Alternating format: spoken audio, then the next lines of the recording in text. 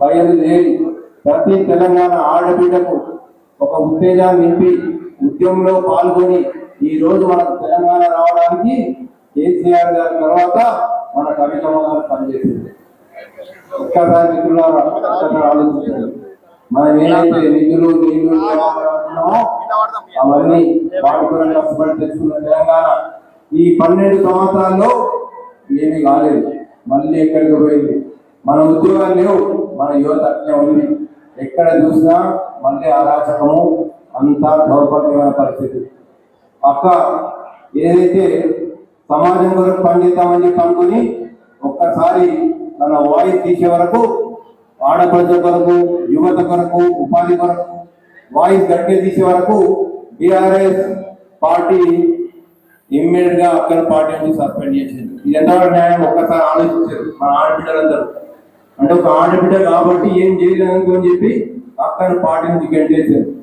బాధ పెట్టినా, ఎన్ని కష్టాలు పెట్టినా కవితమ్మ మళ్ళీ కిందికి వెళ్ళి స్టార్ట్ చేద్దాం, ఇప్పుడే పుట్టిన పాపలా స్టార్ట్ చేద్దాం అని తెలంగాణ రక్షణ సేవలు స్థాపించి మళ్ళీ ఈ రోజు ఒక ఆడపడుచు, ఒక ఆడబిడ్డ ఎట్లా ఉన్నా తిరగాలని చెప్పి మన తెలంగాణ సమాజం కూడా అని చెప్పింది.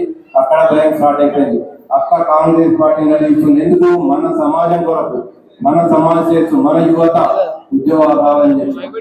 ఇక మన దగ్గరికి వస్తే మీకు తెలుసు, కల్వకుంట్ల విద్యాసాగర్ 4 సార్లు చేసిన తనే ఒకసారి చేస్తున్నాడు. కుటుంబం నడుస్తుంది.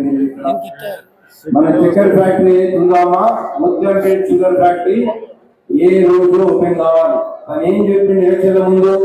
100 రోజుల్లో షుగర్ ఫ్యాక్టరీ తెరిపించకపోతే షుగర్ ఫ్యాక్టరీ ముందే ఊరేసుకొని చేస్తా అన్నాడు. వారి కార్డు దొరకలేదు, వారికి అడగాలి.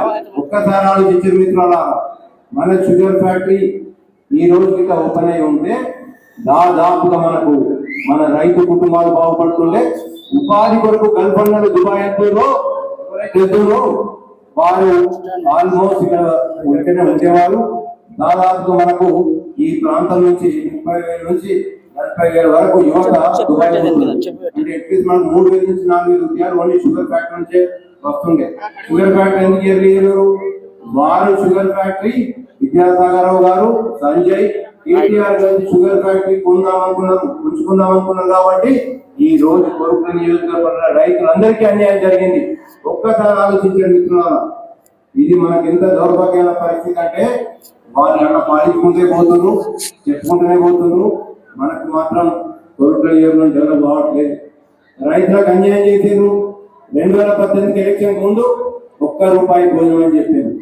₹1 భోజనం అని చెప్పి ఎలక్షన్ అయిపోగానే ఆ ₹1 భోజనం పనిచేసింది. ఎన్నో ఇలా చెప్పుకుంటా పోతే కొరుకుల నియోజకవర్గంలో ఒకటి కాదు, మీరు ఆలోచించండి. ఏవైతే మన అక్కలు ఉన్నారో, అమ్మలు ఉన్నారో, బీడీ కార్మికులు దాదాపు మనకు ప్రతి ఇంటికి ఉన్న కుటుంబాలు కొరుకుల నియోజకవర్గం మనకే కనబడతా ఉంటాయి. కొరుకుల మనకు బీడీ కార్మికులు ఉన్నారు. ఇప్పటి వరకు బీడీ కార్మికులకు ఆసుపత్రి లేదు. మనకేం చెప్పారు? ఎలక్షన్లకు ముందు బీడీ హాస్పిటల్ చేస్తా అని చెప్పారు. రోగంతో బాధపడుతున్న మన ఆడబిడ్డలందరికీ ఇప్పటికీ బీడీ ఆసుపత్రి లేదు. చెప్పడం ఒకటి, చేయడం ఒకటి వాళ్ళకి అలవాటు. అంటే ఇక్కడ ఉన్న వేదికగా చాలా మంది సాక్ష్యం. కొరుకుల నియోజకవర్గంలో విద్యాసాగరరావు గెలవడానికి కవితమ్మ ఎంత కృషి చేసిందో ప్రతి ఒక్కరికి తెలుసా లేదా? అంటే కవితమ్మ అంత గట్టిగా కష్టపడితే కానీ ఆయన గెలిచే పరిస్థితి కాదు. చాలా మందిని ప్రతి ఒక్కరిని కలుపుకొని అక్క వచ్చి నిజామాబాద్కి వచ్చి చాలా చూస్తుంటే వైరల్ ఫీవర్ ఉన్నా వచ్చి ప్రతి ఒక్కరిని కలుపుకొని ఎలాగైనా గెలిపియాలి. తన ఒకటే పంతం, నా పార్లమెంట్ లో 7 అసెంబ్లీలు గెలిపించాలని చెప్పి కష్టపడ్డ కవితమ్మకు ఇదే నాయకులందరూ దూరం చేశారు కవితను ఓడగొట్టడానికి. ఇది సత్యం. ఇది ఒక్కసారి మనం తోటి ప్రజలు ఒకసారి ఆలోచించాలి. అక్క రెండోసారి కూడా మొట్టమొదటిసారి ఏదైతే బ్యాంక్ వచ్చిందో అక్కకు దాదాపు రెండోసారి కూడా 4 లక్షల వచ్చింది. మిగతా వాళ్ళు ఎవరో డమ్మి అభ్యర్థుల వల్ల నష్టం జరిగిందంటే ఈ అసెంబ్లీ అభ్యర్థులు ఎవరైతే 7 ఉన్నారో అక్కని ఓడగొట్టడానికి శత విధాల ప్రయత్నించారు. ఈయన ఎంత కేటీఆర్ ఉన్నారనుకుంటా నేను. అంటే ఆ రోజు నుంచి ఆడబిడ్డని ఇంటికి పెట్టేద్దామని చెప్పి డిసైడ్ అయిపోయారు వాళ్ళు. ఇప్పుడు బయటకు వచ్చారు కానీ బుద్ధిని ఎన్ని సంవత్సరాలు అక్కడ బయటకు ఇంటికి పెట్టేశారు. ఒక్కసారి దయచేసి ఆలోచించండి. కవితమ్మ కాడియేసి తెలంగాణ రక్షణ సేన మనందరి కొరకు, మన కుటుంబాల బాబుల కొరకు ఇక్కడ బీడీ కార్మికులకు హాస్పిటల్ వస్తుంది. కవితమ్మ నిలబడ్డారంటే రేపు చెరుకు ఫ్యాక్టరీ మన ఓపెన్ వాళ్ళ కుటుంబాలు కుక్కలు గడవనియది. అప్పొస్తేనే భయం. ఇవాళ అప్పొస్తే ఇంతమంది వేలాది మంది తరలి వచ్చారు అంటే వాళ్ళు నిలబడతలేదు. చిన్న చిన్న విషయాలకు కూడా వాళ్ళకి కూర్చున్నట్టు స్టార్ట్ అయిపోతుంది. దయచేసి ఒక్కసారి ఆలోచించండి. కవితమ్మకు ఎంత అన్యాయం జరిగిందో సొంత పార్టీ వాళ్ళే చేసేది, వేరే వాళ్ళు చేయలేదు. పోనీ ఇంటికి నెట్టేస్తామా, ఒక ఆడపిల్లని ఇంటికి నెట్టేస్తే బయటకు వచ్చి పార్టీ పెట్టుకుంటే ఆ పార్టీ మీద కంప్లైంట్ ఇచ్చి ఈ టీఆర్ఎస్ పార్టీకి అవసరమా తీయదు, కవితమ్మకు టీఆర్ఎస్ ఇస్తే మా బీఆర్ఎస్ భూస్థాపితం అవుతుంది, ఈమె ఆగది అని చెప్పి ఈ రోజు కవితమ్మ వెంటబడి 1000 మంది కంప్లైంట్ ఇప్పించిందమ్మా. అంటే కవితమ్మను ఎక్కడికి వెళ్ళో పైకి రానియద్దు. అంటే మన తెలంగాణ సంస్కృతి ఆడబిడ్డని గౌరవించే విధానం టీఆర్ఎస్ పార్టీలో కనబడుతుందని చెప్పి ఒక్కసారి ఆలోచించు. ఈసారి మనం కవితకను భారీ మెజారిటీతో ప్రతి ఒక్కరు ఆదరించి తెలంగాణలో మనం అన్ని పేర్లు గెలిపించుకోగలిగితే, అభ్యర్థులు గెలిపించుకోగలిగితే అక్క ఖచ్చితంగా ఒక మహిళా ముఖ్యమంత్రిగా కనబడుతుంది. మహిళా ముఖ్యమంత్రి అక్కడే